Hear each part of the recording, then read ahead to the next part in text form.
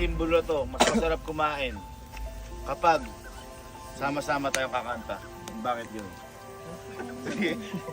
Tugtog. Minsan sa may kalayaan tayo nagkatagpuan, may mga sariling hilig at kanya-kanya hangarin sa buhay.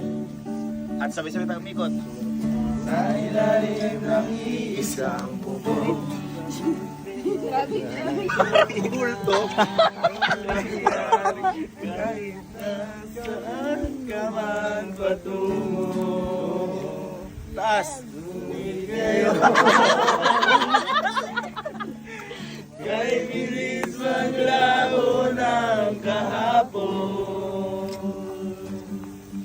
Kung sakaling mahipigan, iisipin na minsan tayo ay naging tunay na magkaibigan. Takpan natin na siya. Guys, gusto ko lang sabihin na masaya ang magkaroon ng kaibigan. Masaya. Napagtanto ko sa team building na to na dapat hindi natin inaayos ang mga pag-aaway dahil parte yun ng pagkakaibigan.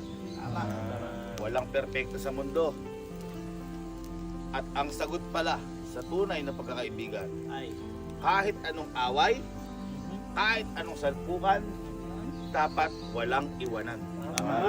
Sabay-sabay tayo, walang iwanan! Walang iwanan! Hello po, good evening po. Sir Gavin, tatanong ko lang po, kanino po naming room i-charge yung nasira po ninyo kanina sa Kalesa? Wala kami dyan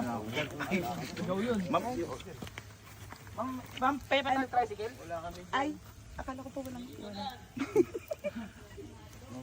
ano po kaya? Yung ano po, tingnan pa ako po muna. Sige po. Lulutuin ko po ba? Ano pong gagawin? Ay! Sir Gavin! Ay, gago. Gago. Magkaaway, walang kadena, gago.